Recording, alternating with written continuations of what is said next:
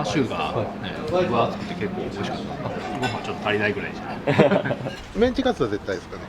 こちら2つ空いてる前チャーシューエッグチャーシューエッグ。あ、チャーシューエッグが昔から。絶対注文する。涙目になってかわいそうもう何でも美味しいです。なんで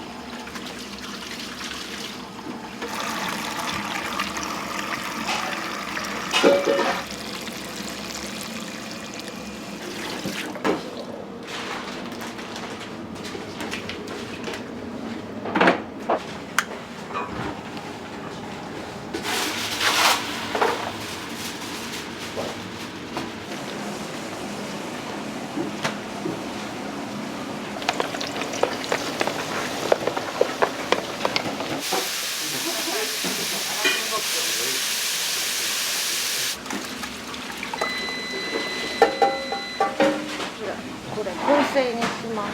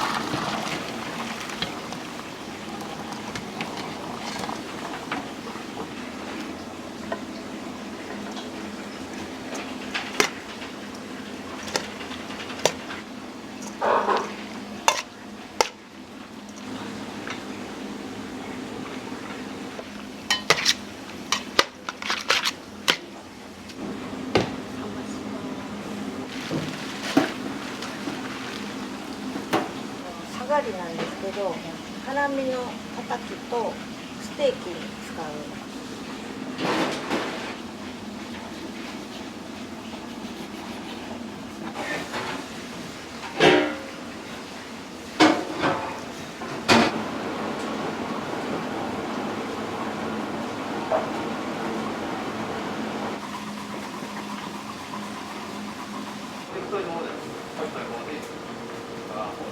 入れるときに混ぜといて。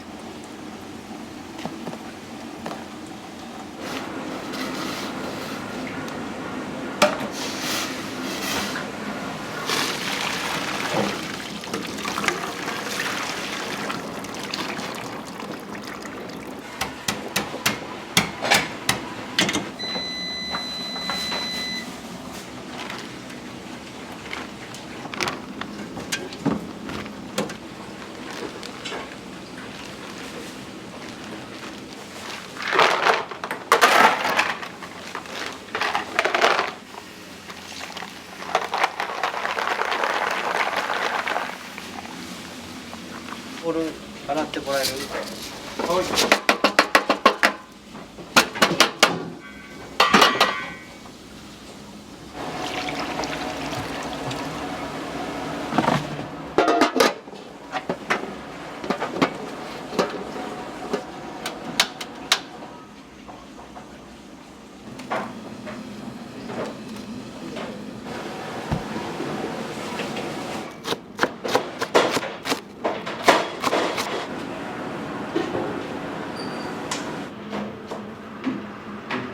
お昼だと、まあ、何が一番よく出ますかね。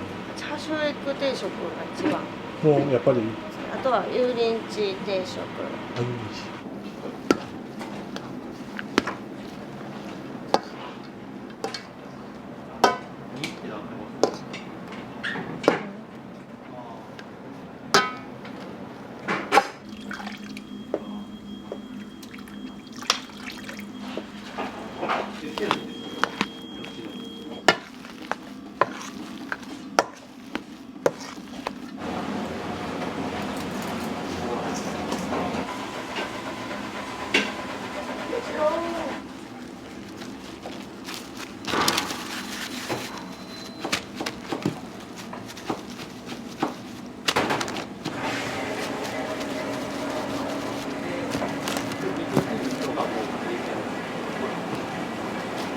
17ぐらい、来月の17日。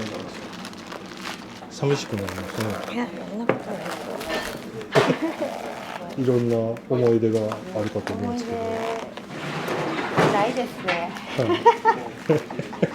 昔めちゃくちゃ忙しかったんです。第一ブームが来たぐらいの。はい。めちゃくちゃ行列のイメージって多分その時代で、今はそこまで行列ないんです。かなり落ち着いた方ですか。落ち着きましたね。お店も増えたし。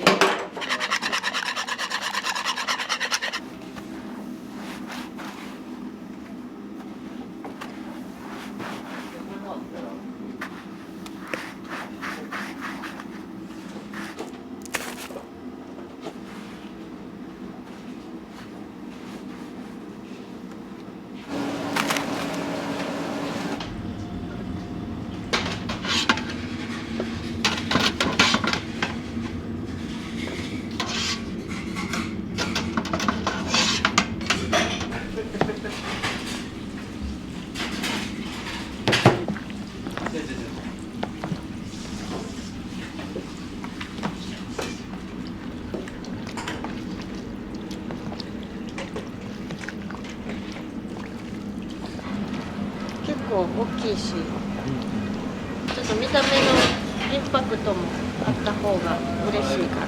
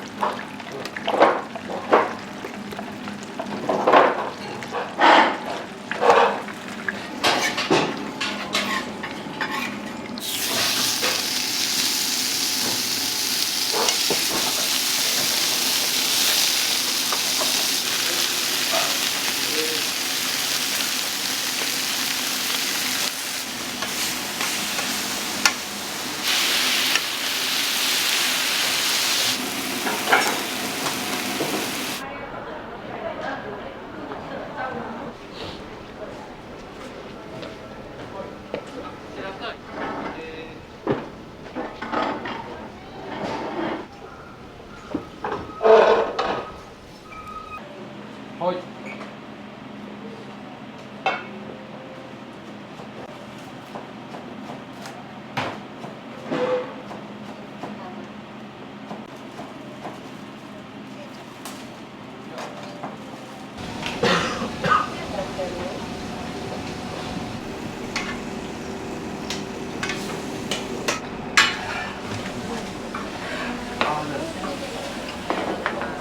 肉豆腐とはい。チャーシューエッグとあとアンチョビ煮卵とサラダ。チャーシュー一つ、メンチカツ一つお願いします。チャーシューエッグとアンチョビ煮卵ポテトサラダ。はい。はい。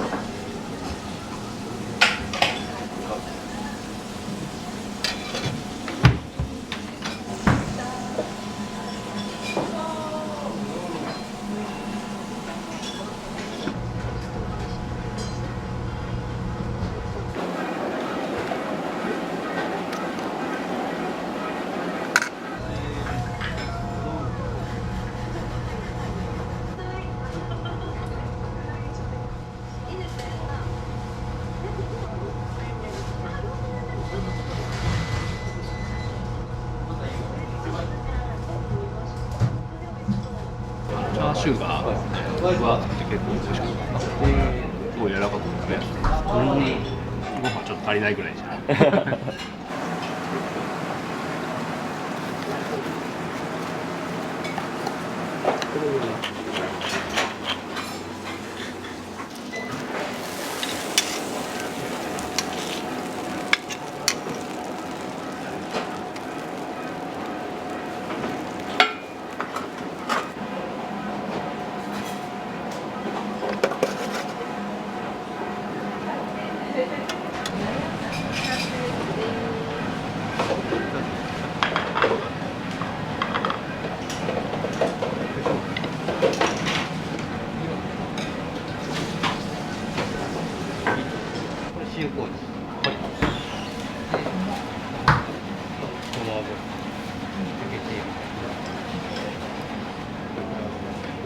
いかがですか？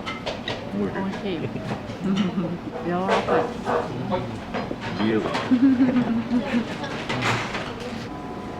一日でかなりの量を切るんじゃないんですか？切れます。ランチタイム特に前もって来ときます。ああ、なるほど。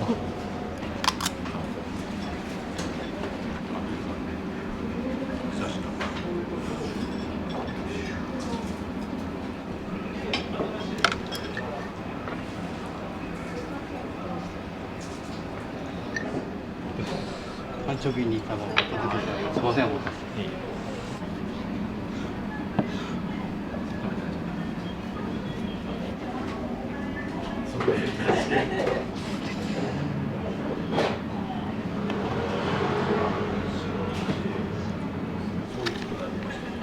れで大きい。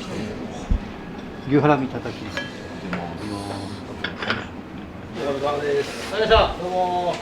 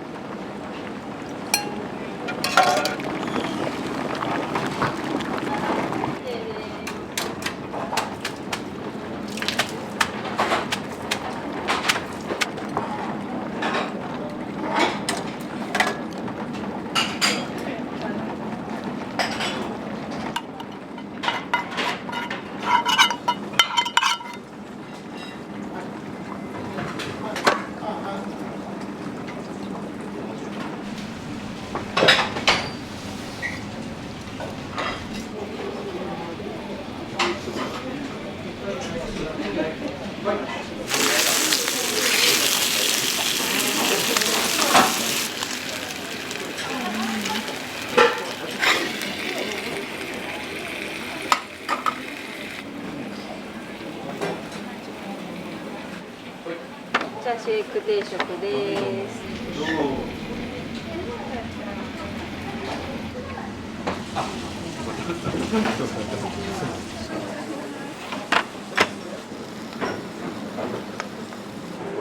メンチカツコロッケ定食です。まあ、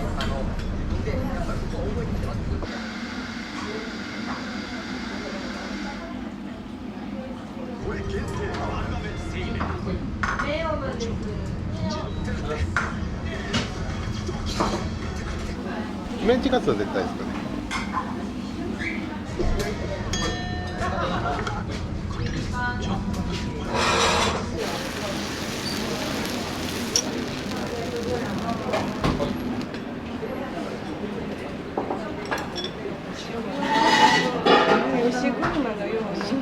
はい、空手です。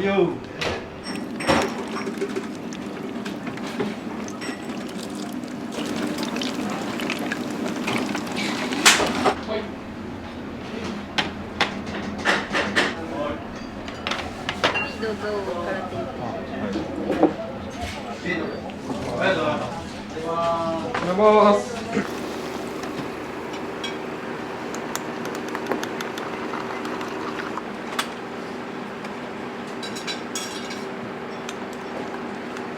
ごめん、サワです。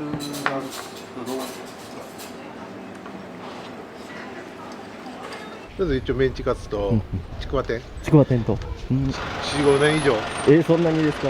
何が気に入ってこられてるんですか。バイス。バイスですか。いや、なんかしそと梅のサワーで焼酎とそのシロップで割ってで炭酸で割ってる。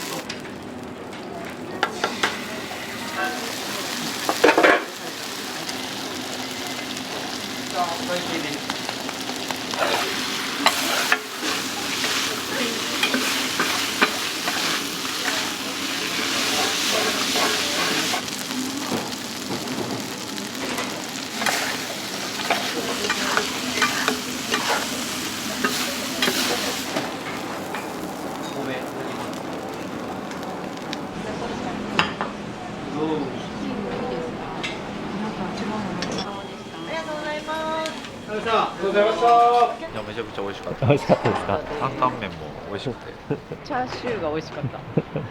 雰囲気もいい感じのまたはい来ます、来ます。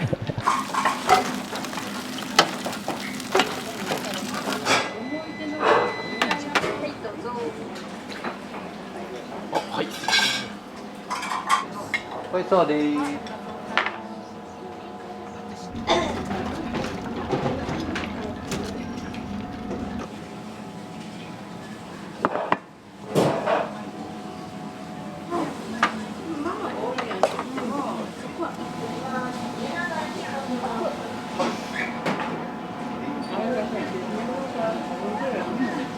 味いかがですか。おいしい。いつもこれで。マジなんですか。ルーローハン。カオマンガイ。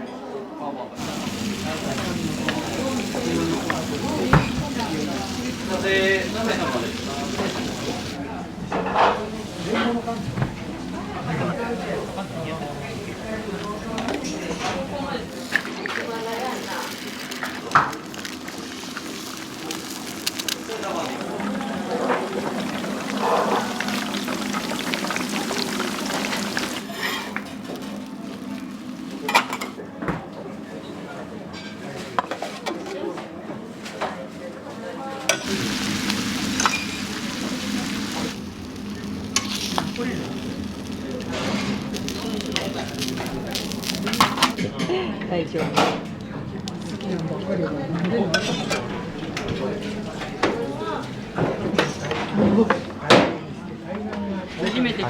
初めてなんですか。美味しいです。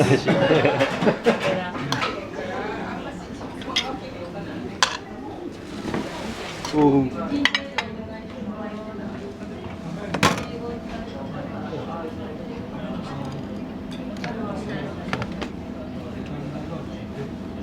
板街でいかがでしたか？美味しかったです。バイスも飲みました。バイス飲まれてましたね。一杯だけ。美味しかったです。さっぱりと。さっぱりで。うちはね、エビパン。エビパン。そうやな、エビパン他で食べへんもんな。甘くて美味しかった。美味しかったです。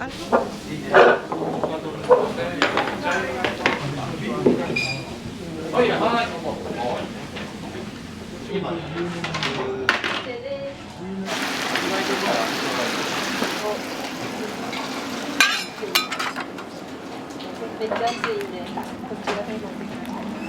このルーローハン、ルーローハン台湾ファンなんです。あ、そうなんですね。もう何でも美味しいです。なんで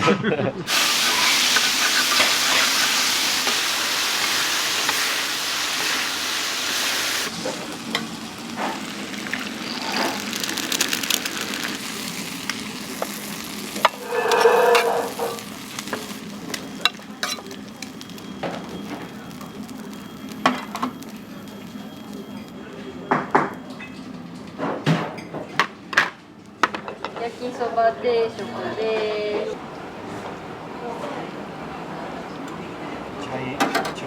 切ります？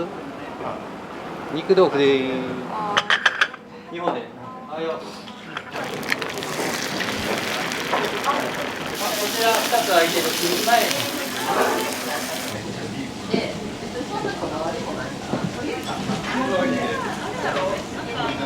でも麦水で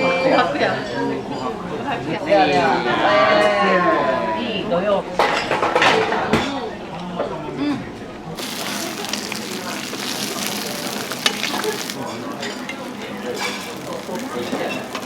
ちいちさんです。涙目になってかわいそうな。かきキムチ。いいね。ああ、いいね。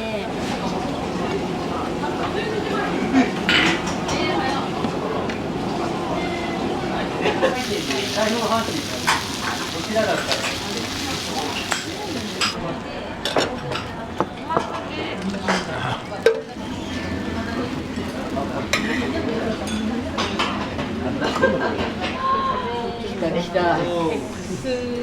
X です。これはあ、でも。ほんまや。気づかへんか。すごい。サニーロックで昼飲みしたくてやってるとこといえばそうそれであここ空いてるなっていうの前も来たから前もちょこちょこ見たりしてて並んでなくて入れたらもうラッキーぐらいチャーシューエッグチャーシューエッグ。あ、チャーシューエッグが。美味しい昔から。注文する。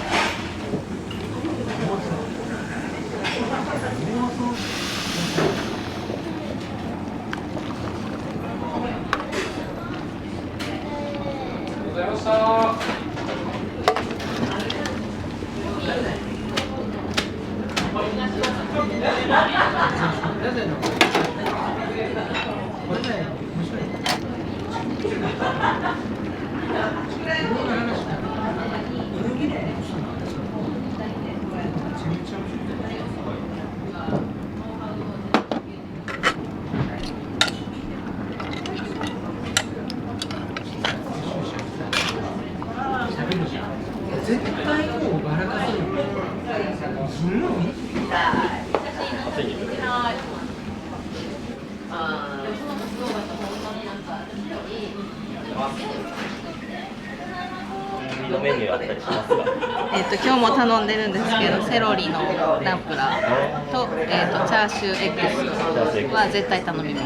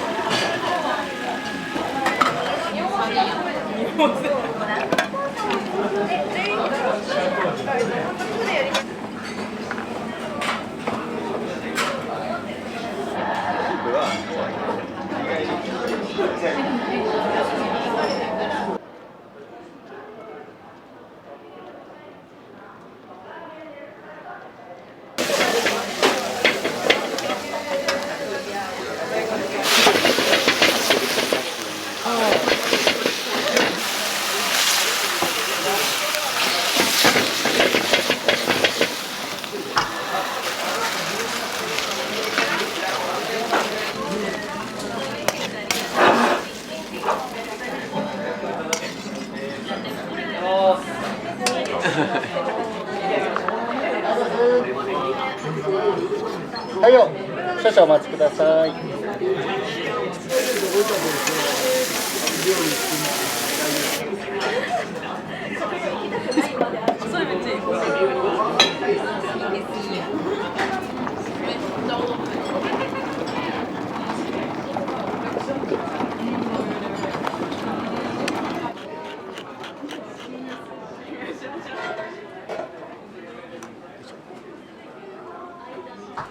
これ中華そばです。器に熱いで気をつけて。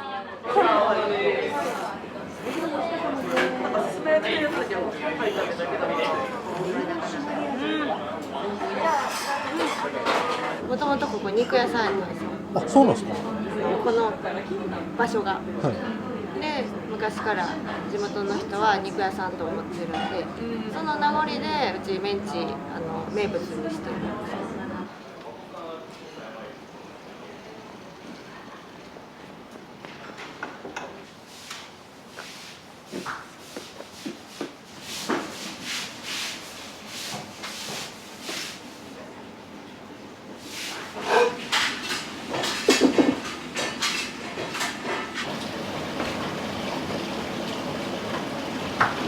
何年ぐらいですかね、4年ぐらいですかね。そんななっちゃいました。なんか来月で桃津さんが、あ、めっちゃ詳しいじゃないですか。大阪を離れるらしいですけど。そうなんです。いなくなってからいろいろと気づくんやろうなって気がしてます。はい。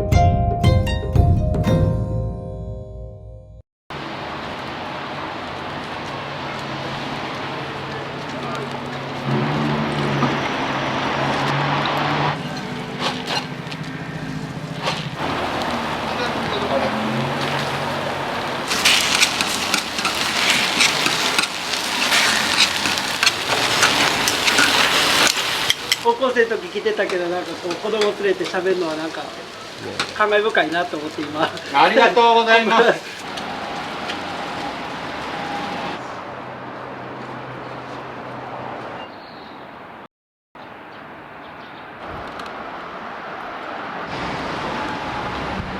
はようございます。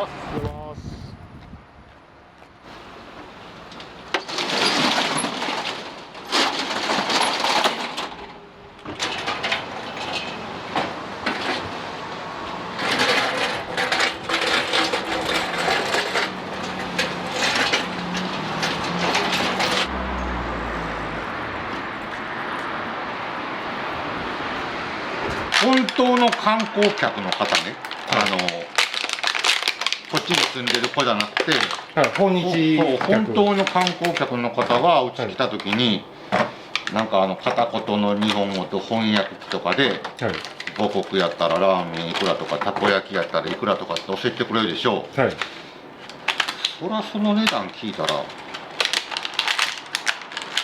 価格ですよね。そうだから向こうからそれは外人相手にこっちでぼったくりにしてもそれでも向こうの方が安いので、そりゃそうするわとは思いました。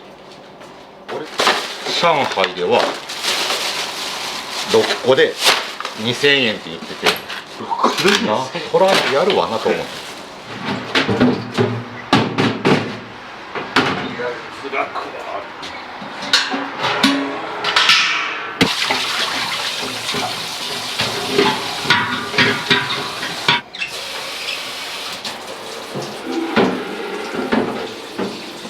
3種類を自分とこの店で混ぜてるんですけど、僕は生まれて初めてしたアルバイトがたこ焼き屋なので、そこからいろんなアルバイトをしながらも掛け持ちしながらもずーっとたこ焼き屋ですね。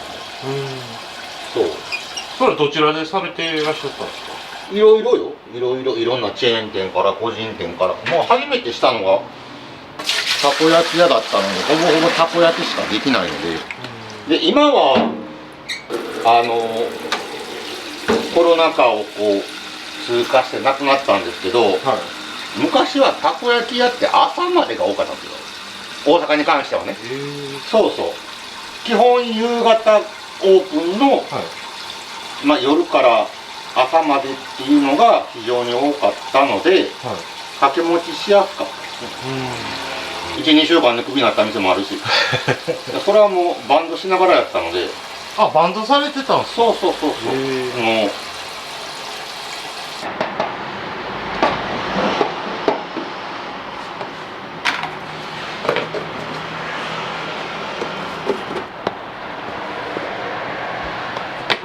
これが昆布とカツオで取っただし。そうなんだね。やばいな、これあったかそうやな今日。なんかあそこ今日なんかありそうやな。イベントみたいな。英検かな。なんか英検とかそんな感じの何かが国家試験がありそうですね。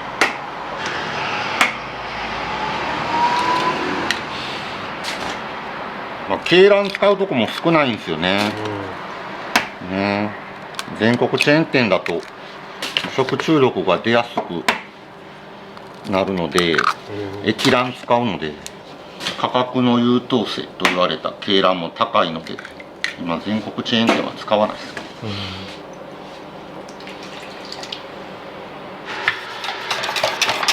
11時ちょっと前ぐらいにシャッター開けて焼いてって感じ。そのうちお客さんが来ると思うよ。もう亡くなられたんですけど、神戸に銅板職人の方がいたんですけど、その人にお願いしてフルオーダーで作ってもらいました。たこ焼きで取ってついてるって珍しいと思う。確かに。明石焼きはあるんですけど、たこ焼きで取っ手がついてるっていうのはすごい珍しい。全国チェーン店だとね、移動するときにこうペンチとかで挟んでこうするんですけど、食べるものに対してこうペンチ使ってるっていうのが嫌で、ちょっとたこ焼きなんですけど取ってつけれませんって言ったら、いや作れるよって言われたんですよ。どうだから穴開いたら補修に出したら穴ついでくれるんで。そうなんですね。そう全然だから修理はつくので。たこ焼き屋さんってこの火床自体も全く掃除しない人が多いんですよ。めっちゃ汚い人多いんですよ。もう真っ黒でカスつきっぱなしで営業後も一切掃除しないっていう人がめちゃくちゃ多くて、なんでかがわからない自分の道具大事にしたらいいのに、20年使ってるんじゃ見えへんでしょ。なんでかわからないけど、たこ焼きって多いんですよね。うちが群を抜いてタコ大きかったです。めちゃめちゃ高いんですよ。今大体岩ダコか桜ダコなんですよ。桜ダコが多いかな。入ってるか入ってないかわからないぐらい、あれ入ってましたっていうぐらいのが多いんですけど、それはもう悪口じゃなくて価格を抑えようと思ったらそうなるので。まあそうですね。味は落とすのが嫌なので値上げさせてもらってるんです。なんか自分が学生の頃食べに行ったお店に値段が上がってるのが嫌か味が落ちてんのが嫌かどっちかって聞かれたら僕は味が変わってる方が嫌なんですよ。でしょ。久しぶりに食べておっちゃんまずなってるやんの方が嫌なので、それやったら味は変えない代わりに、悪いけど君学生の頃より儲けてるはずやねんから価格は上げるよってことやねんけど、そっちの方がいいよね。子供食堂するよって言ったら全国からこれ届くんですよ。これうまい。こっちも聞くていただいたちすごいっしょ。大阪はまだまだこんなもんイコール安いっていうイメージがあるので、皆さん本当に大変やと思う。早くそういうイメージがなくなるとね、いいんですけどね、めちゃくちゃ大変やと思う。みんな安いが正義で、粉もんだけに関してはそれでずっと来たのが間違いでしょうね。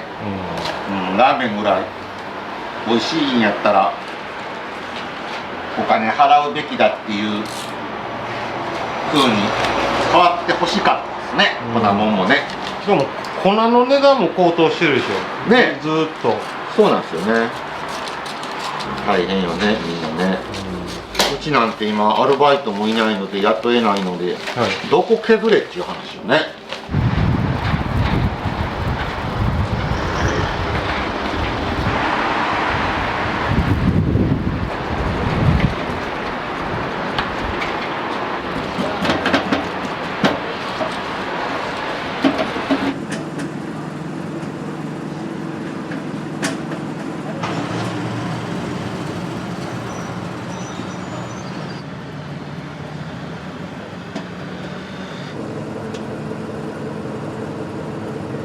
いらっしゃい。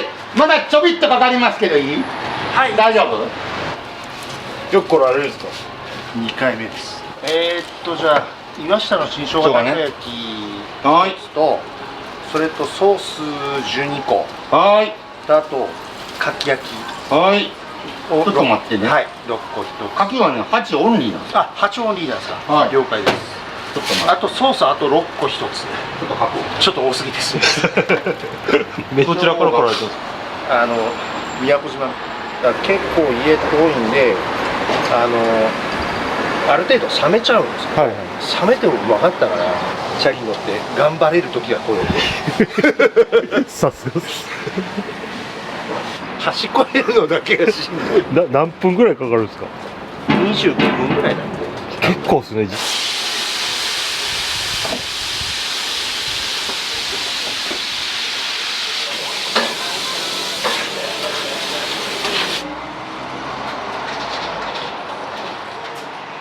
うちの冬の名物なんですよ、かきバター。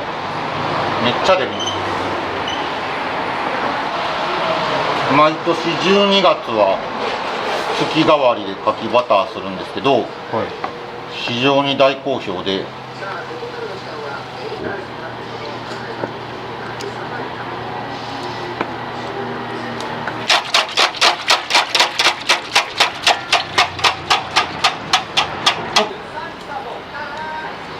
ご注文お決まりになられましたらおっしゃってください。たこ焼きの8個入りを4つ。8個入り4つね。ちょっとお時間ちょうだいね。は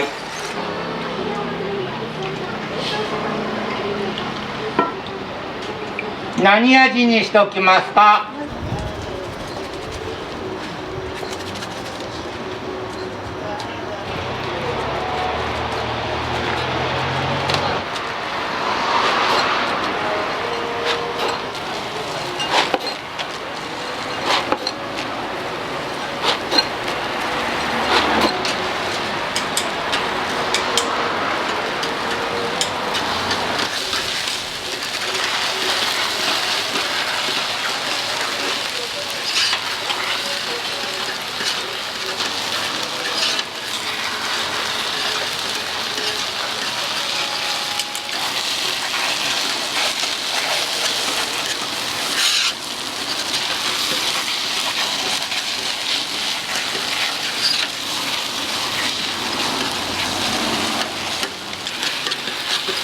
ったかいね。暑いわ。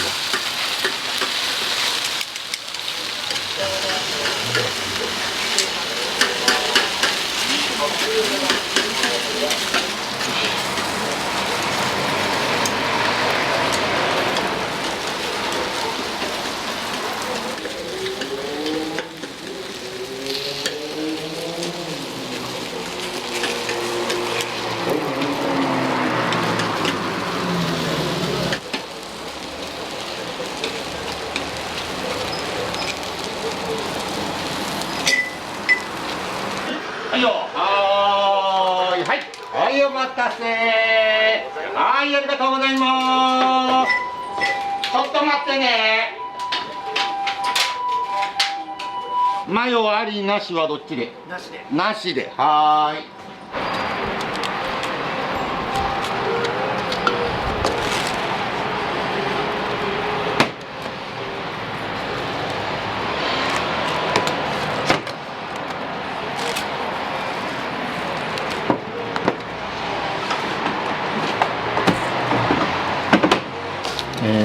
新生姜。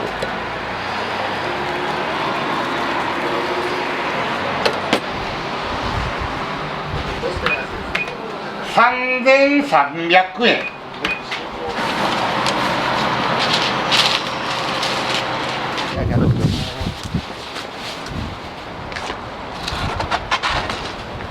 あがしたー。東京から渋谷から来ました。渋谷から。いやだって美味しいし、はこちらに用事があられてってことですか。い。まあここ直接じゃないんですけど、でも伺ったのは今日が初めてで、知ってたんですけど、ずっと出ておりましたが、嬉しい。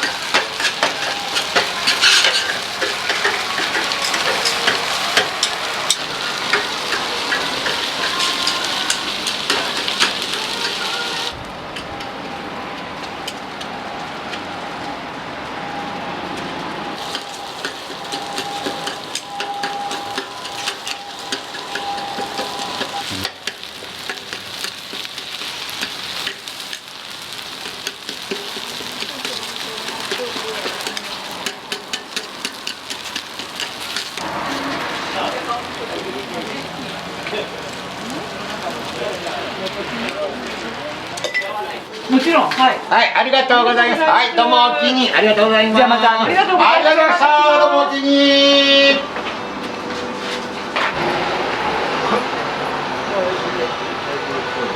よいしょー。これ食べやすいように半々に分けときましたんで。はーい。娘が大好きなんですよ、ここ。ありがとうございます。中とろっとしてて。ありがとうございます。あ、じゃあ以前にも食べられたことは。そう。私も京都ここに寄って。もう必ず。たまたま休みで意外と買えなかったんですけど、でそこのフィットにトレーニングも来るんで、その帰り寄って。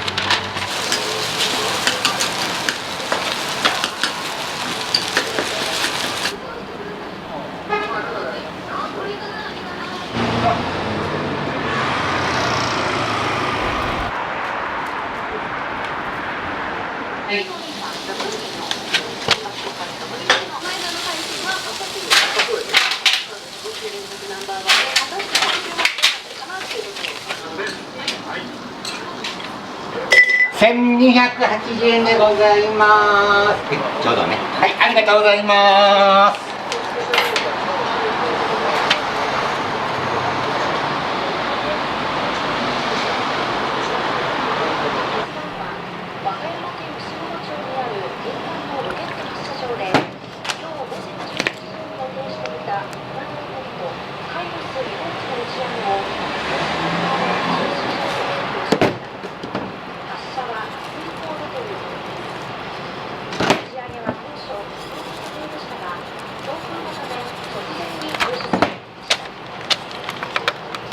お待たせいたしました。ありがとうございます。どうもお気に。ここなんだ、成人式会場が。目の前なんですよ。成人式の時忙しいんですよ。いいよ。座っといて。メニューだけ注文して。あ、来ました。はーい。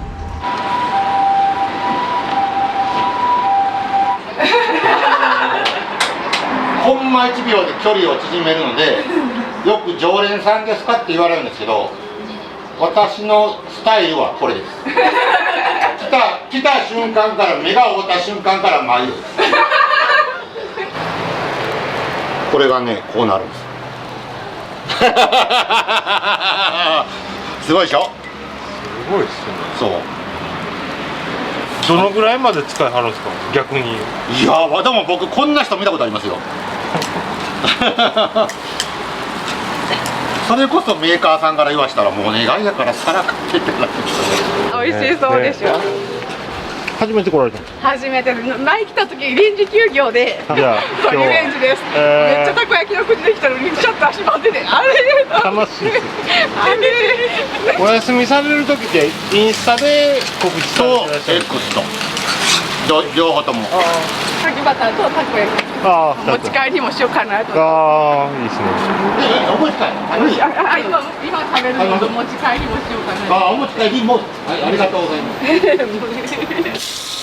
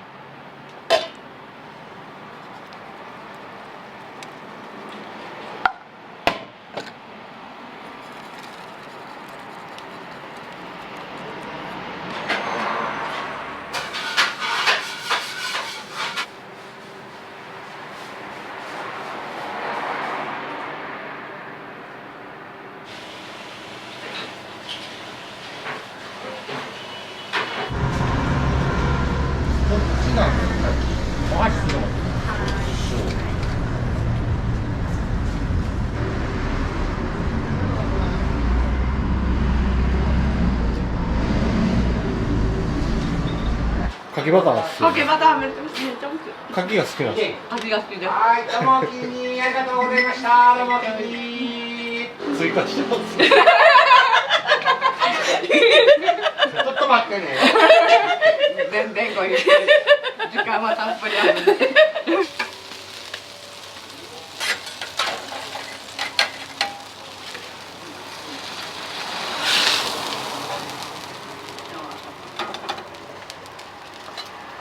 これがネギ入りのタコバ焼き。これがネギ入りのタコバ焼きですよ。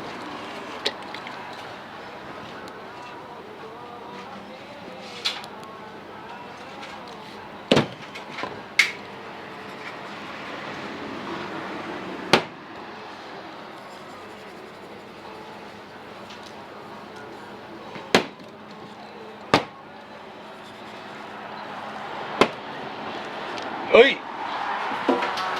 はいよ、お持ち帰りすぐ入れますんで。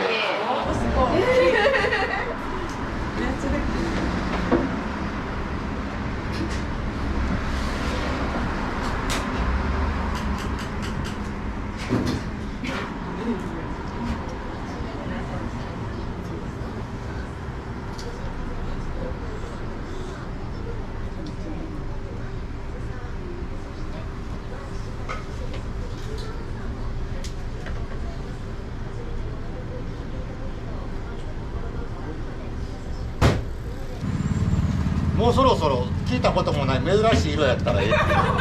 ね、そうそう、竹はるんですか。ゆうとくん、菊池優斗っていう選手が好きで、その人たちのいっぱい見とったら、選手たちがいっぱい来てる。ほとんどどっかプライベートで行った時は売ってない。別にうちだけに限らず、どこも開けてない。ノアが禁止してる。いや。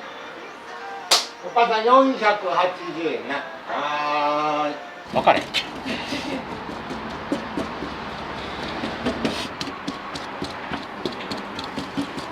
あ、ほんまや。来てる。どっち来てこようかと思ってクラブローグネーション。ローグネーションラーティルズかラーティルズもある3200円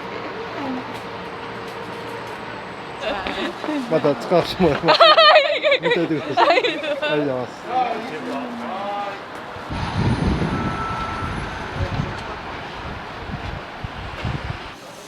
うちはタコに自信があるので先にタコなんですよ。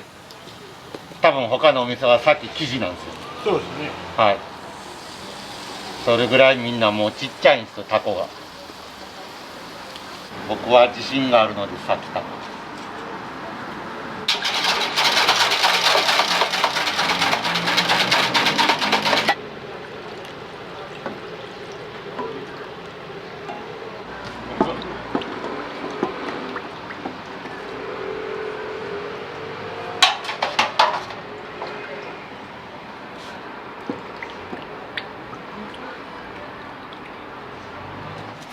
いらっしゃーい。多分ですよ。聞いたわけじゃないか分からない。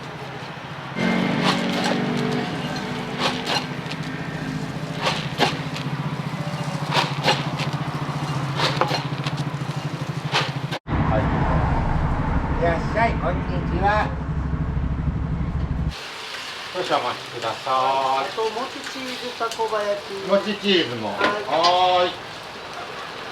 何歳ですか。4歳。そんなに。4歳合ってる。4歳。きっとサンタさん来てくれるわ。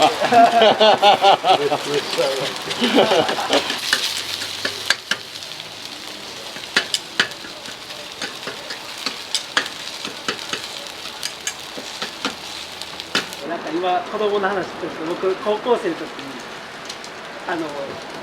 アホ屋時代によく来ててで先輩とよく来てたんですけどよく喋ってくれてて高校生の時来てたけどなんかこう子供連れて喋るのはなんか感慨深いなと思って今ありがとうございます。心の中で思ってました。そういうストーリーがあるんです。いやいやいや。いつまでできるか分からへんよ。孫までできたらええけどね。孫までできたらええけど。そう言ってもらえるのが一番嬉しいね。常連やった子がね、子供できてね。バイト帰りによく行かせてもらってた。ありがとうございます。だから年末年始休めないんですよ。みんな年末年始休んだら帰省する意味がないって言うから。帰省してこそうだからいやおっちゃん年末年始開けてよって言うから。そうだから開けてるんです。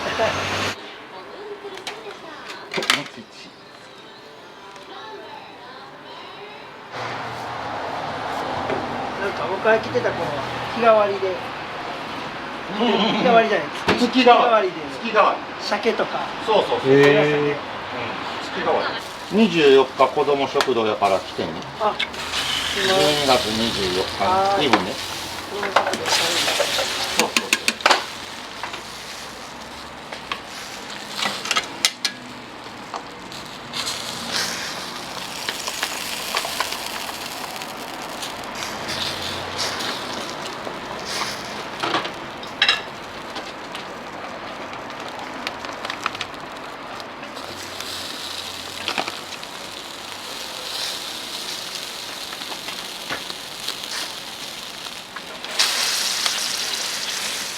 嬉しいこと言うから大盛りにしといてあげる。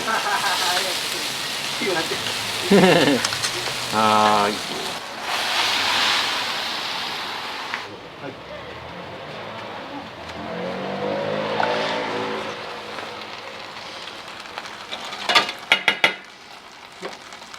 終わっちゃってるんですか。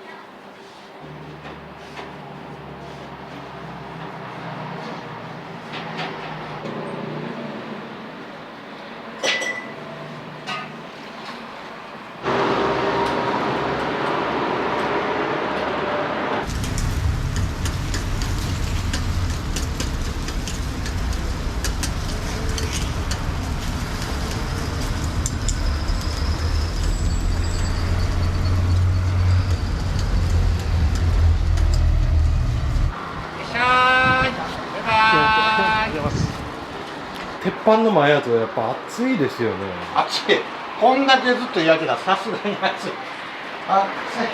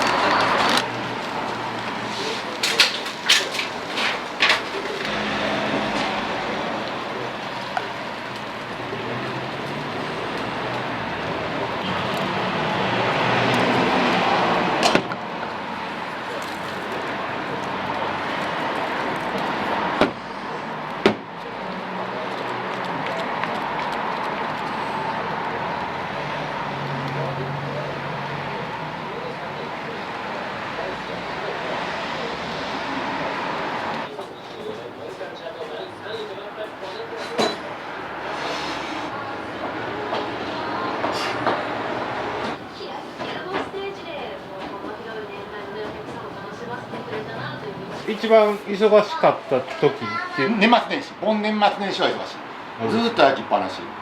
どれぐらい出るもんなんですかね。なんかいや、数えれたら暇よ。年末年始は数えられる。まあ売り上げ的にはまあ確実に10万は超えると思うけど。1日で。1日。有名なとこ行ったらスタッフの数が違うから。ああ、確かに。そうそう。一人10万って考えると5人いてるとこいたら50万だからね。そうそう。それは比較にもならへんけど、一人でやってる店で酒の売り上げなしで純粋にたこ焼きだけで10万売ったら大したもんやと思う。まあ確かに。最初はだってあれ DM で来たんですか、汗の。ああ、そうそう、DM。そうなんかめちゃめちゃ汗かいてて不愉快。ほんで表だってやり取りしましょうよって言ったんですよ。 DM じゃなくて、さっき買いに行ったらって書いてあるから。そうじゃあその DM じゃなくてみんなに見てもらえる状況でしましょうよって言ったら、それは嫌やって言うから、じゃあ僕はこの分を後悔しますねってあ、それで後悔したんです。でそこでまあ賛否両論じゃないですけど、そうそれは行き過ぎやろ、お店に対して言い過ぎやろっていう人がまあほぼ8割9割ですけど、まあ中にはやっぱり当然やっていう人もそれはもちろんいましたよ。プロだったら汗かくなっていう人ももちろんいましたよ。まあ子ども食堂も丸々1ヶ月したので、あんまり丸々1ヶ月する場合ってないので、だからまあ話題になりましたね。もうどうせやるんやったら夏休み中全部してしまえと思って、前までは月1やったんですよ。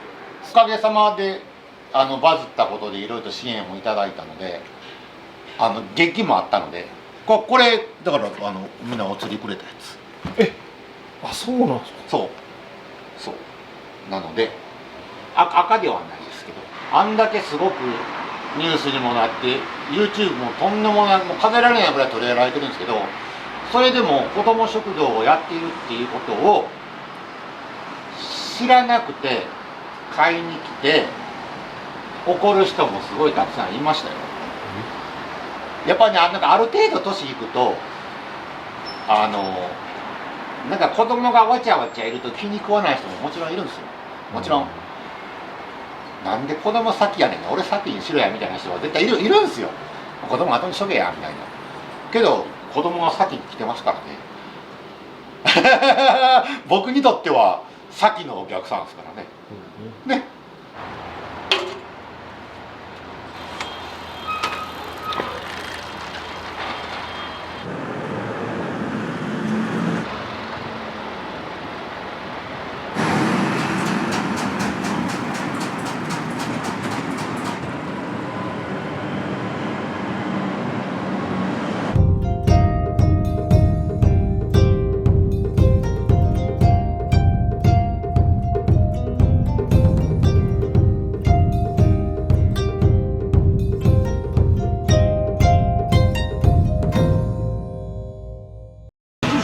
いらっしゃい、お待たせしました。どうぞ、いらっしゃい。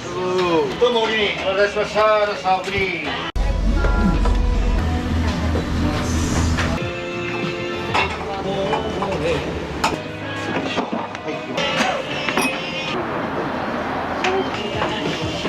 あれやで、最初はうどん屋さんやろうと思ってた。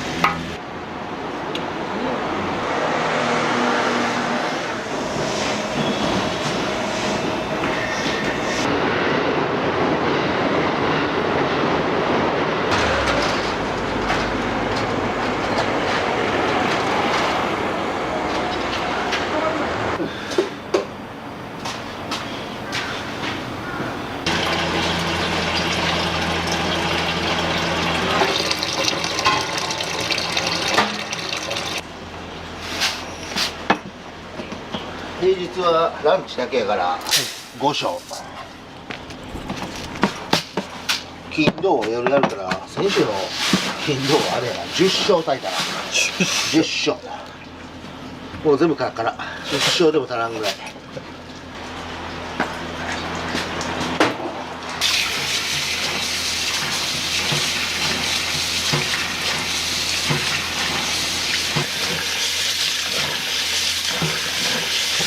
米が高なって大変やよ、これ。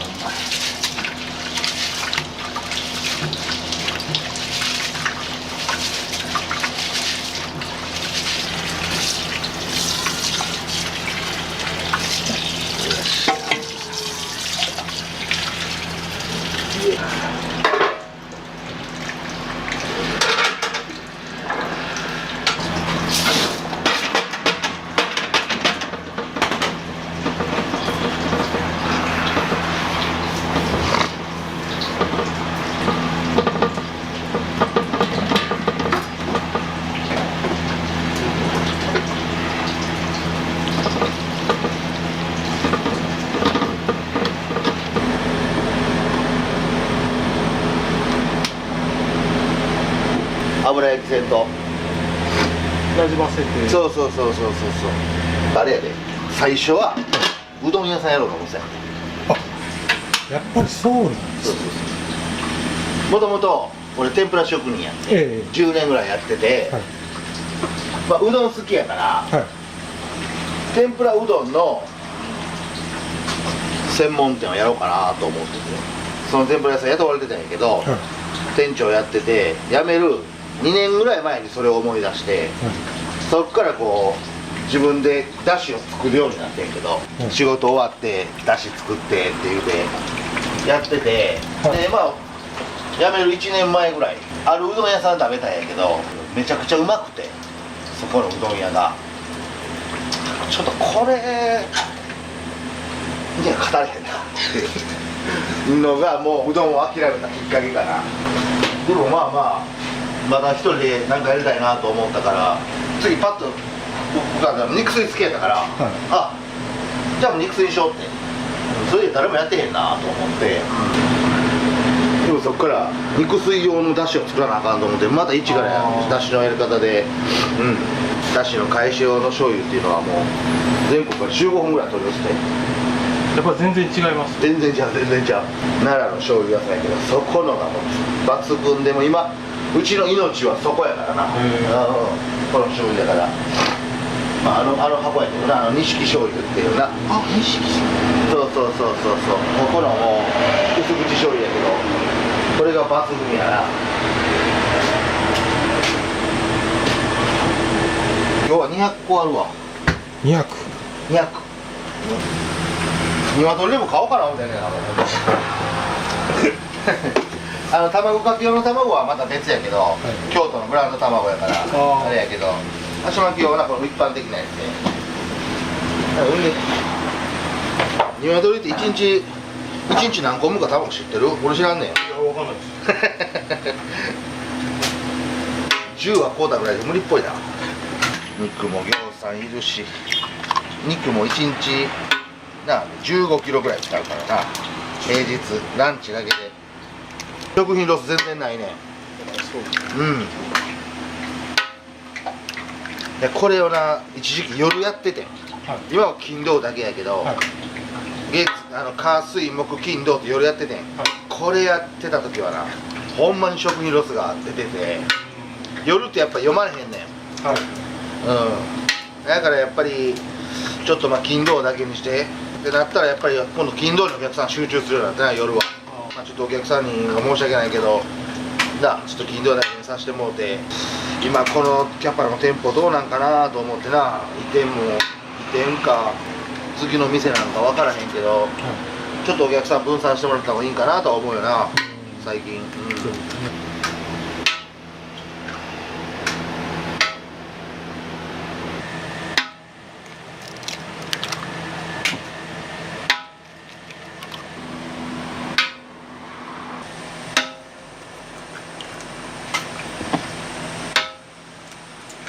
奥さんが今おめでたで、もう来年には早々には出産するから、今ちょっと産休してもらってて、で奥さんのお母さんと身内じゃないアルバイトパートの女性が2人と高校生1人とってきて、やりにくいよ。嫁さんのお母さん一緒やから気使うやん、やっぱりなあそういうもんですか。そういうもんやで。やりにくいって言ったらちょっと失礼、やりにくくはないんやけど気使う。まあまあそうですね。可愛いお客さん来てもヘラヘラできへんしさ、報告されたら嫌やなと思って個数でいうところの 10% ぐらい量を増やして200、平日200、今までは平日160ぐらいかな。お客さんからもだし巻き食べたかったのにっていう声が出てきだして。じゃあ営業中にも。そうもうなくなるから毎回やねんそれはな。でも営業中にも卵割って仕込むっていうか、割る卵が営業中にないねんけど、全部割っちゃうから、要は場所もないから狭いから見ての通り、卵も箱で来るから置く場所ほんまにないねんな。2種類卵使ってるから、俺もそら営業終わるまでだし巻きはみんなに食べてほしいなと思ってるからな、やりたいんやけど、なかなか。だから鶏買おうかなっていう話もうオープンしてもう2年になるけど、値段はキープしてくれてるから、上がり下がりないから助かってる。問題は米やな。米はやばい。高なってますやっぱり。いややばいよもう。去年の今頃から比べたらもう倍近く高なってるやん。倍やで、普通に倍やで。これ肉水のだし、これだし巻きに混ぜんな。牛丼がアンガスで。そうブラックアンガス。で肉水はもう和牛、黒毛和牛。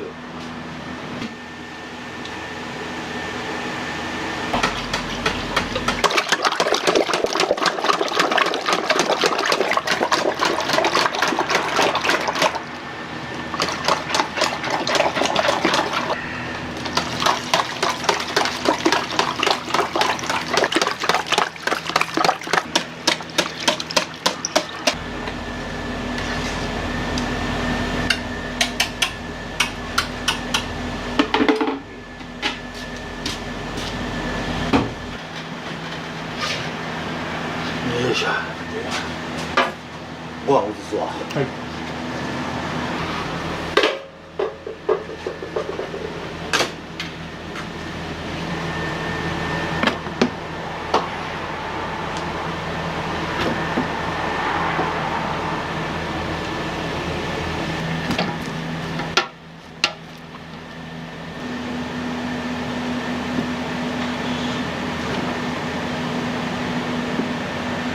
泉市隣。ただ奥さんが堺の人なんで逆に俺が嫁いできた感じ。ちょうどほんでその天ぷら屋さんも堺やかったから。そう今は堺やけど住んでるのは。ええとこっすよね、堺って。ええとこやで。ええとこやと思ったな。まあ隣でよく来てたけど、やっぱ住むと全然違うよな。感じることが。人間も全然ちゃうしな。隣で泉市と堺って隣やけど、やっぱ人間もどっちがいい悪いじゃなくて、全然違う。でも堺は商売人多いし、結構名店も多いしな。そうそう。でも堺で終わりたくないな。もちろん本店は本店で一番大事やからこのまま頑張るけど、やっぱり次やるんやったら大阪ってもう決めてるから。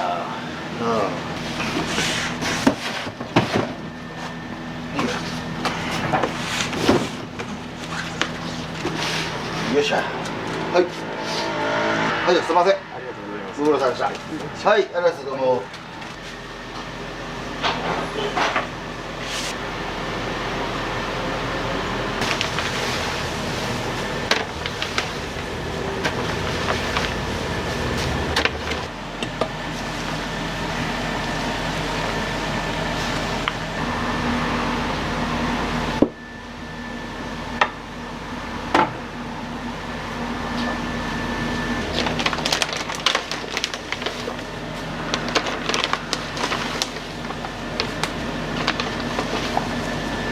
うどん屋さん、そば屋さんに比べたらカツオは少ないんちゃうかな。3パーとか言うけど、俺も最初はそんな比率でやっててんけど、肉水に合わすってなった時にカツオが多すぎたらあかんっていうことが分かって、最初にこれがいいやろと思って始めたんやけどな。やっぱりいざ始めてみると、まあみんなそんなもんなんやろうけど、やっぱりちょっとずつ俺も試行錯誤したよな。やりながらこの2年ぐらいは。最初はうどん屋さんとかみたいにさっと出してさっと取ってたけど、もう今はもうがっつりもう炊き出して絞り出すイメージ。肉の結構アクは取るんやけど、まあ後でやったら見たら分かるけど取るんやけど、食べてるうちに進めてるうちにやっぱり肉のうまみとかどんどん出るから、その辺でその表現難しいんやけど、自分で何回も食べてみて、作っては食べて繰り返した時に、これが一番肉水、俺が思ってる肉水の出汁やなっていうのになったから。そう最初オープン当初なんで仕込みももっと早い時間に来て、要はなんでかやったらこうやって悩んでる時間が多いから、嫁さんに「あんたこんな早いって何せあんた浮気でもしてんちゃうか」ってほんまに言われたことあるんやから、朝早うから言うてこの悩み誰も分かってくれんのかとか思いながら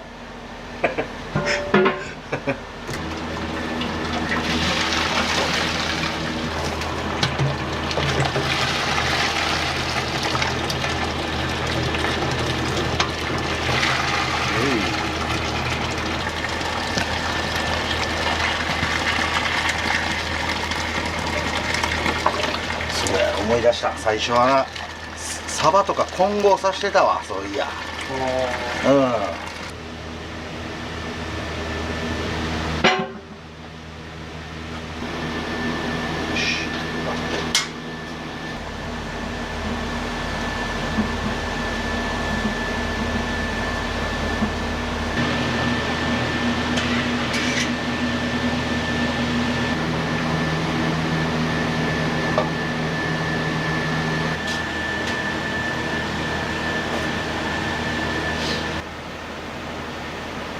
でも美味しい。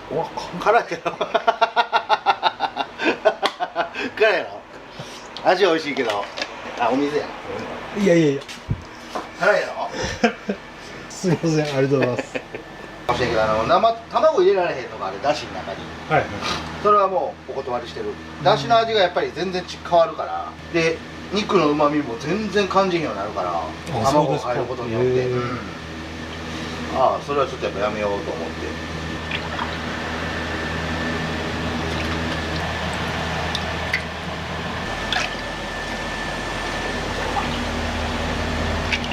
よいしょ。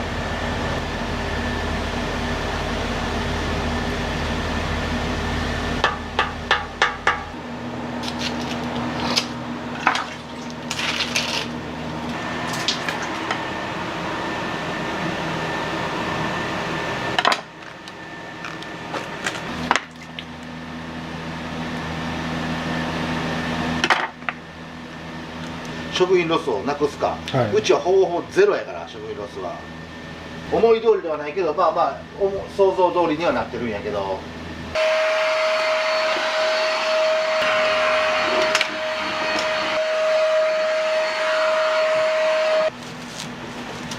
よし。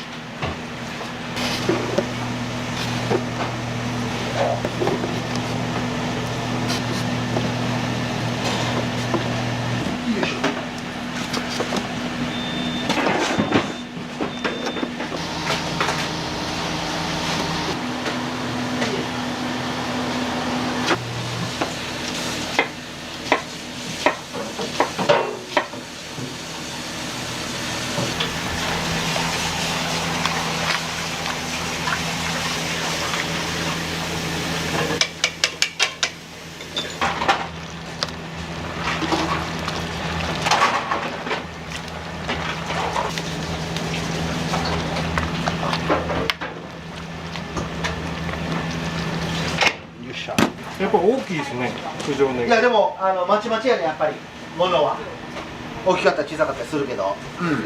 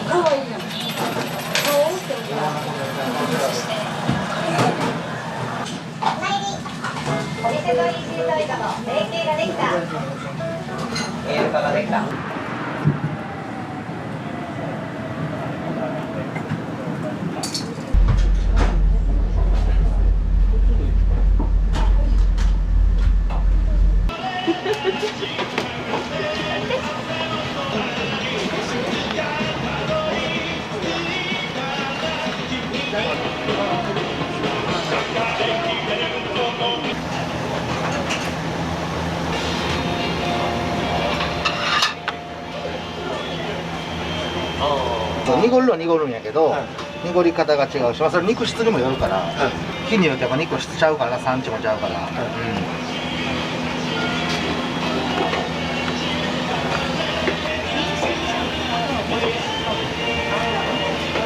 らっしゃい、お待たせしました。どうぞいらっしゃい、どうぞ。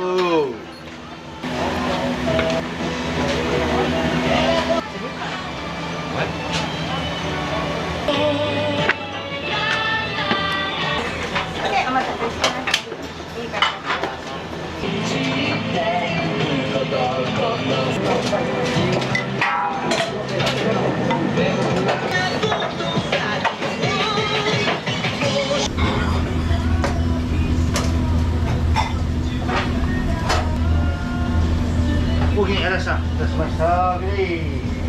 僕初めて。彼は何回か来てる。だし聞いてた。肉多いね。あ、そうですね。肉ちゃうのにね。はい。普通のあれ肉だって良さあるな。もうてこい。何をご注文。肉水だけは食べようと思って来ました。インスタで、SNS で。あ、美味しかったです。はい。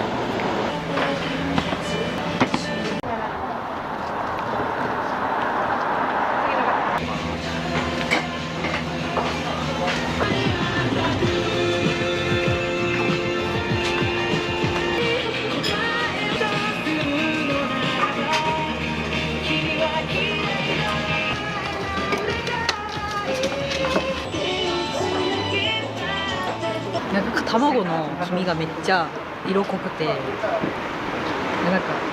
家では味わえないぐらいのなんかお高そうな卵だなと思って。いらっしゃい。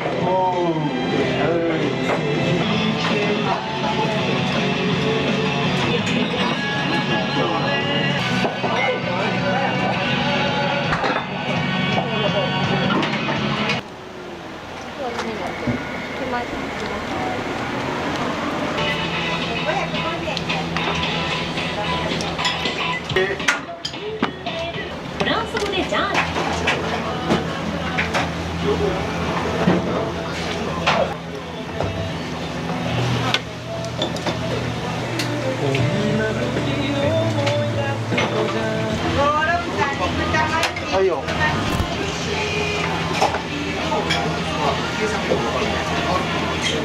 踏んでから水分と油が分離してくるから、その後を最後取り切ってっていう感じだな。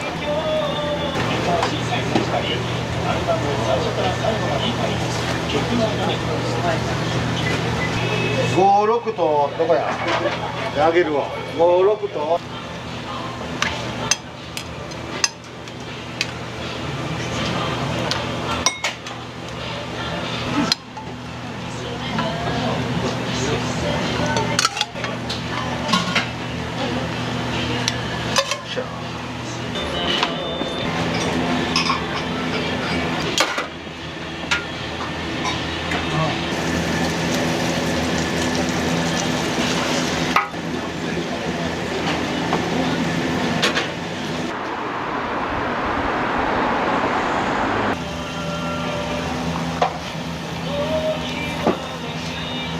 肩バラの一塊あるやん、肩バラ。その中でも場所が違うからバチバチ出てる。要は油差しがあるとこと、ちょっと端っこになるまでこうやってこう身が。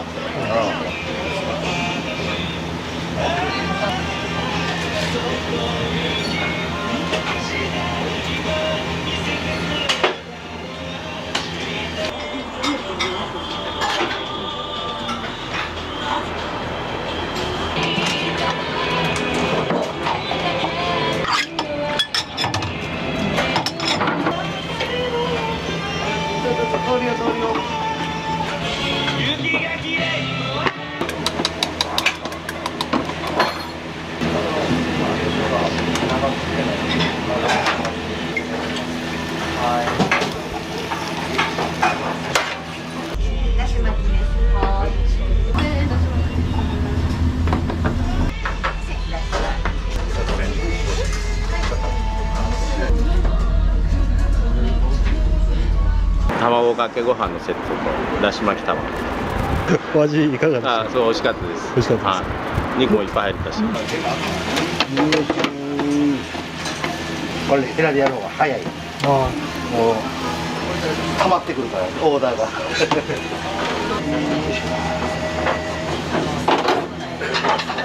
はいよ、1枚、もう1枚いくよ。はいよ。ごちそうさまでした。ありがとうございます。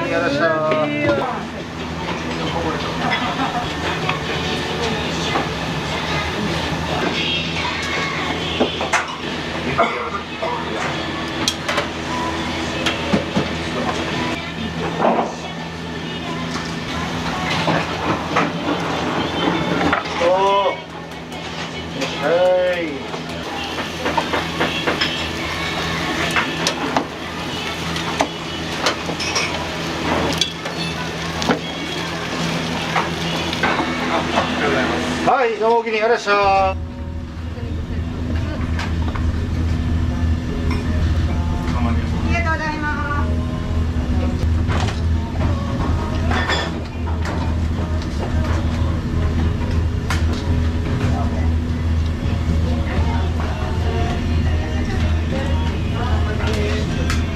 どうもお気に入りでした。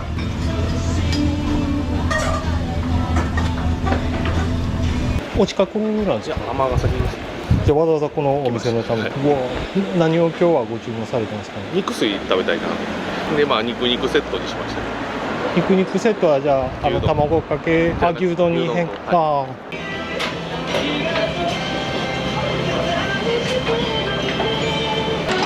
これで終わり。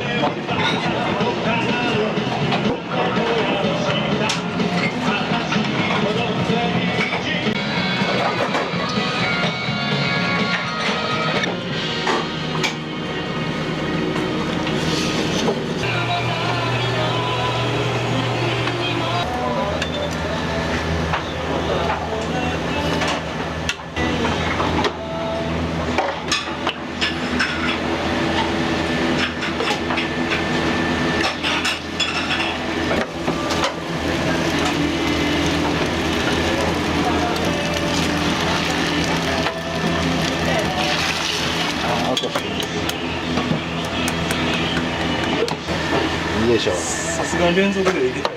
ああ。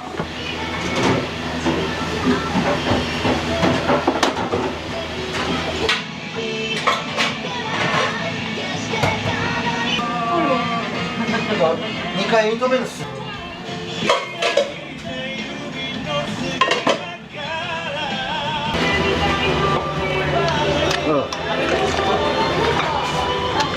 どうも大喜利あらしたお待たせしました。どうも大喜利あらしたどうも大喜利。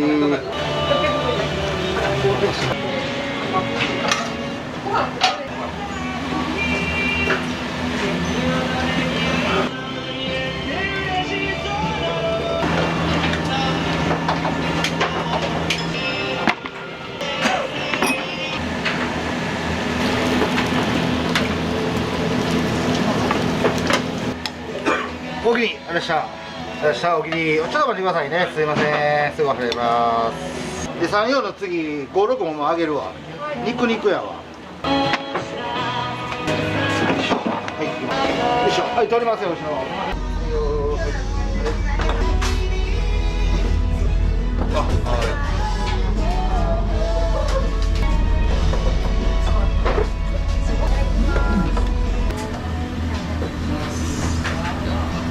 肉の量が普通でもめっちゃ多いって言うてあったんで、今日で結局肉はもう15キロ消費したいな。日曜日はこれの倍やからな。肉破産よしおいよどんぶりから先残っててくれる。1個もらおうか。中でさせてもらいます。はいすいません。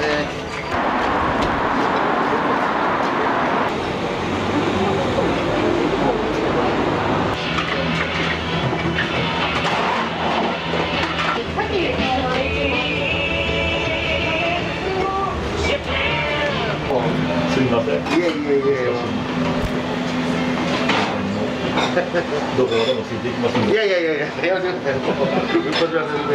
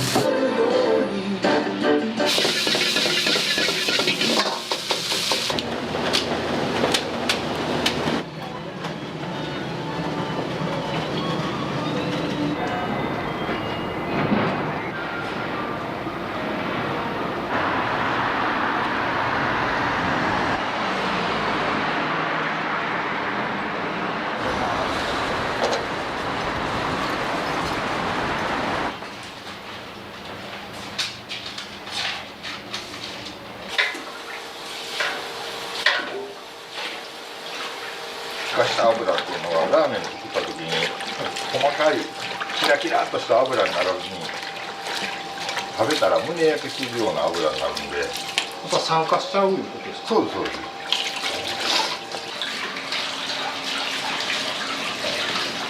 今の時代のテーブル席にしたらちょっと狭いかなっていう感じですけど、まあまあカウンター6の、テーブル席が4人掛けが2つで14ですね。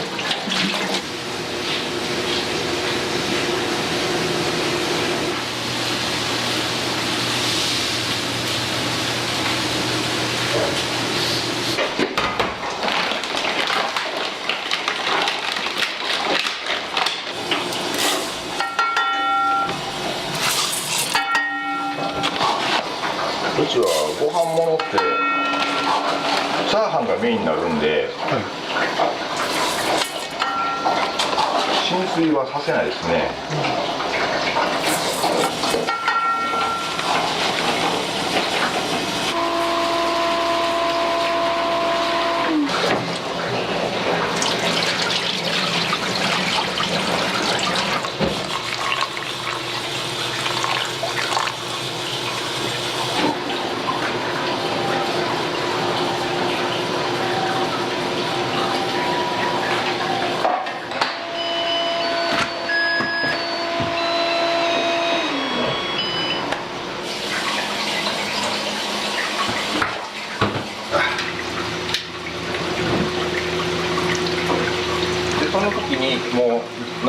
板の上でチー油であるとか一番先に使うチャーシューとか温めていく。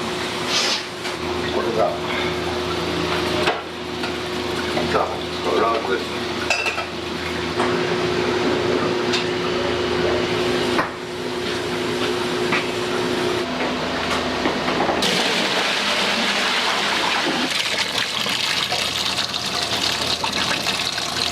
自分でカットするんですけど、炒めんまの状態でカットした直後はもっと細いんですけどね、これを最低3日4日ぐらいは水返してどんどん太くなる。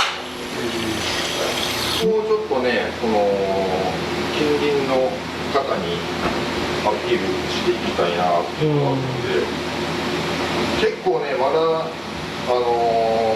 近隣の方でも知らない人が多いんですよ。結構いてはるんですよ。僕の学生時代のあだ名なんですよ。あ、そうですか。ヘイを英語にするだけで随分こう印象が。そうですね。これは、自覚とかも見て考えましたね。考えとったのは嫁はんの方ですけどね。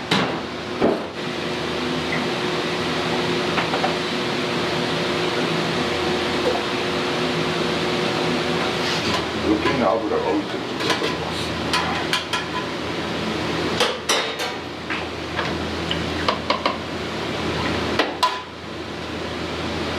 よいしょ。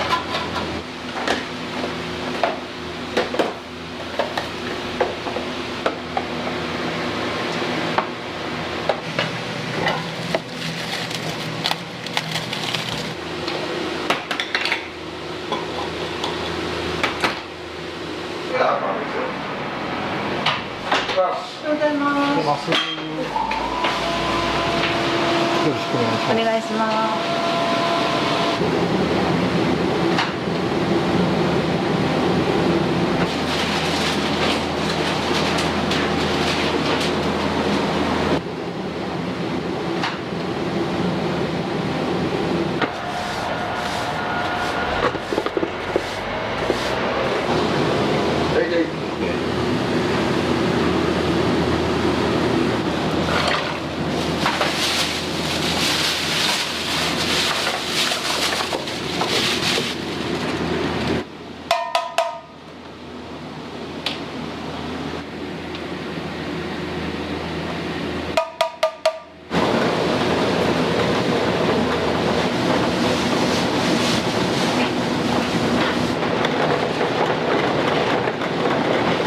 小麦 100% の麺使ってるんで、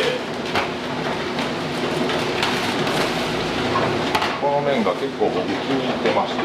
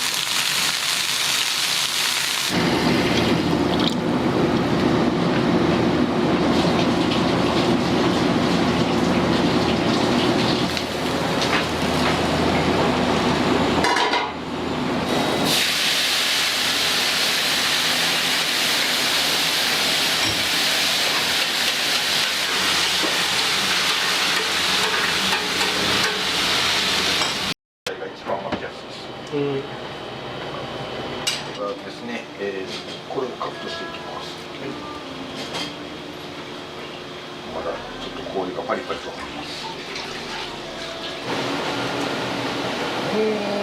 痛みの方がもうないんでね、麺の方は。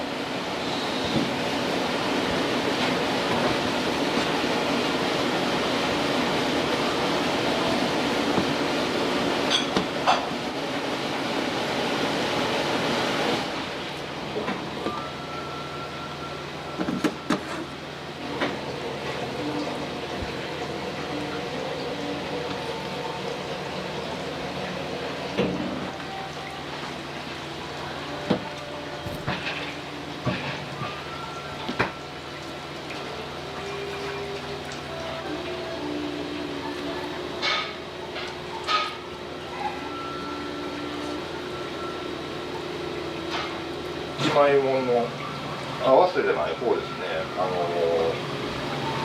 油がちょっと多いところですね。はい。断面がこんな感じです。はい。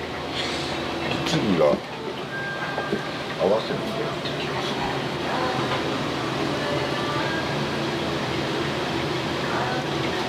夜はお一人って言ってはりました。平日は8時までだいたい1人ですね。8時ぐらいに嫁さんが来て、パソコン使って発注とか。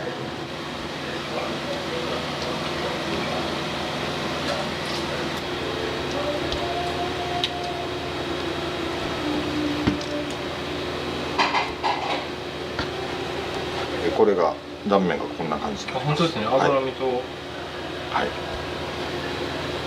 おすすめグルメたくさん届いておりますのでご紹介していきましょう。まずは大阪市阿倍野、本当に開店していないお寿司屋さんのような美味しさ。金沢ものすごいここでしょ。それから長野県から笹に包まれた押し寿司、千葉寿司です。千葉ラーメンね、なんか聞いたことがあるんだけど食べたことないんですよね。2つのパーツを1つにしてるんですよね。こういうところの方が脂身が少ないです。2つのパーツを合わせてるんで、カットするときに崩れやすいのを作りやすいです。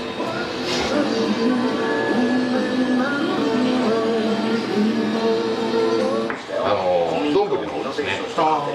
嬉しいのがね、全席ソファーなんで赤身のところはちょっとちっちゃめに切ってます。この人と生でいただくことができちゃいます。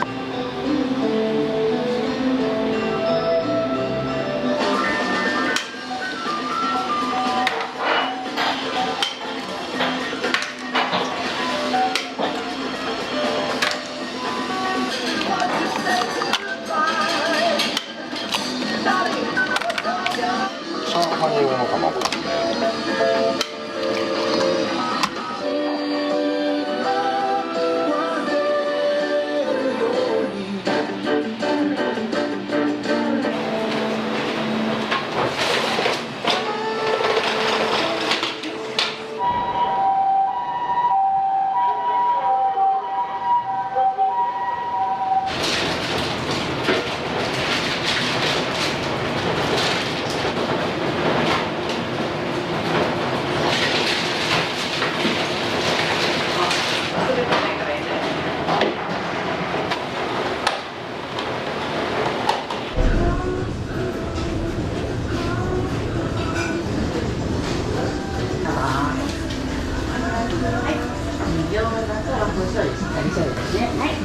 餃子入ります。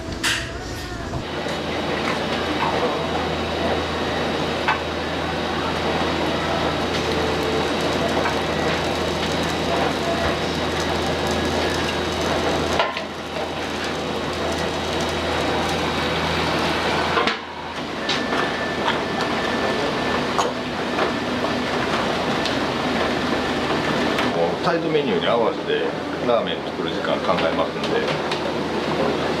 なるべく同時に提供できるように。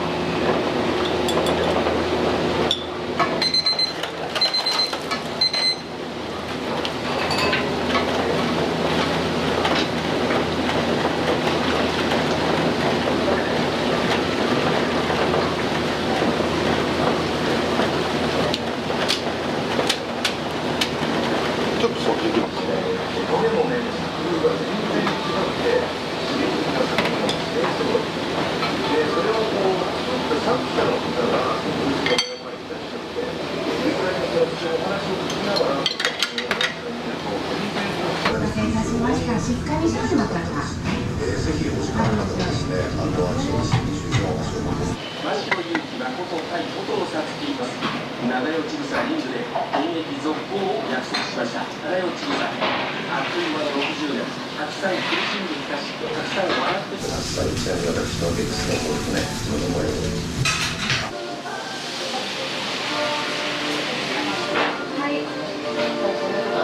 開催いたします。10代、松原紀之さん、11代。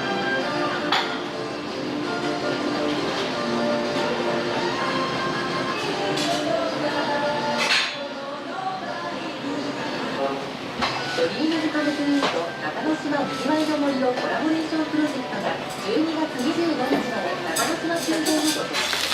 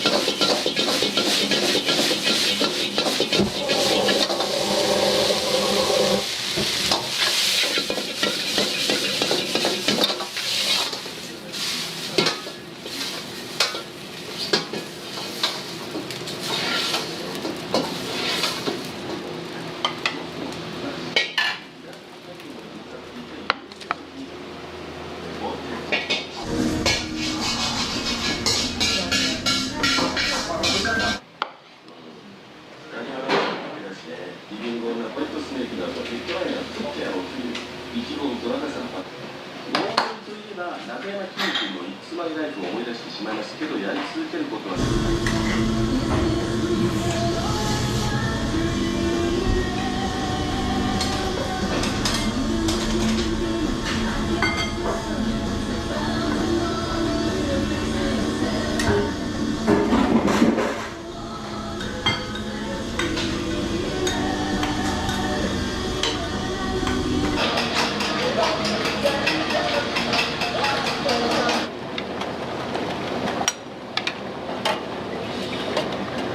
エビのソースですね。おす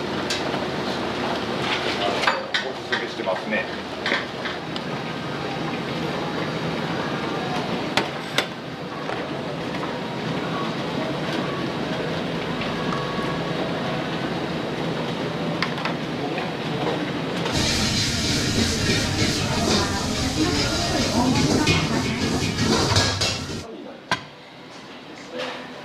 そんな母が持っていた東京の私、サタデーマグニフィセントキャンプを選んでくださいとつまります。ハッシュタグ SMC 更新で AI を活用して画面上で被爆者と疑似的に対話したり、普通の感染の影響を受けるため、全体に雲が広がりやすいでしょう。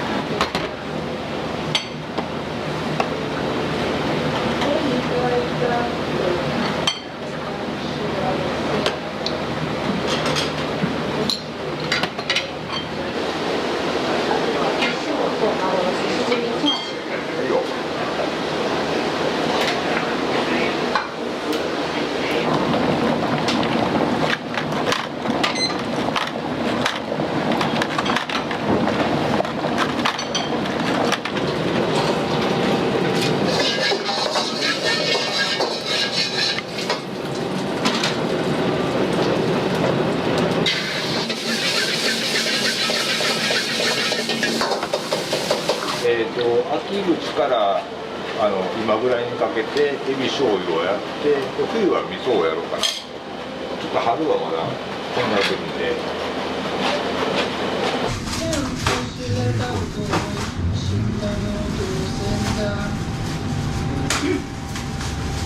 私にふさわしいホテルこちらの主題歌「フォーダンス」を12月18日水曜日にリリース。近くで仕事しとったから、帰りにラーメン屋探してたらGoogle マップ出てきたからここいいなってめちゃうまい。めちゃうまいです。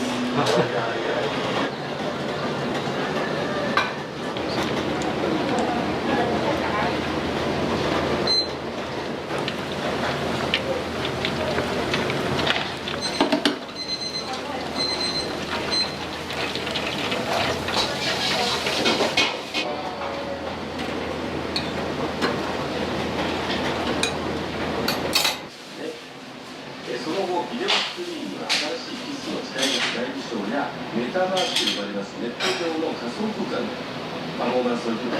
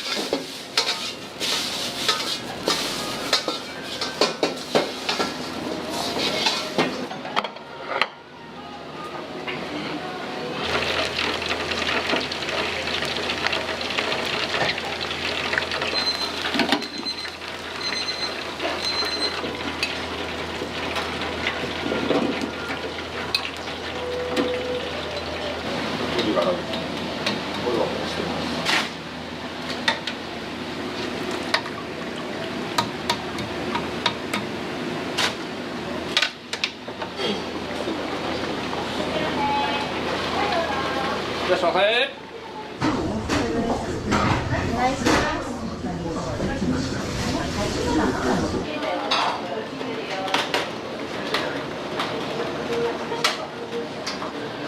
お待たせいたしました。しっとり醤油の方。はい。はい。ありがとうございます。こちらしじみ醤油ですね。ありがとうございます。松原線きれいになり橋梁架け替え工事が完了し通行を先々週引っ越してきて、はい、お近くにでラーメンって調べたら一番上に出てきたんで美味しそうと思ってでちょうど醤油食べたかったんでしじみ醤油と、がっつり醤油しっかり醤油ザ中華って感じで実は面白いなここ黒かっこいいね。またやらせてもらいます。ありがとうございました。ありがとうございました。来週12月14日サンクスウィークのショーホームスターで動画のメッセージが始まりました。なかなかね今日はめちゃくちゃ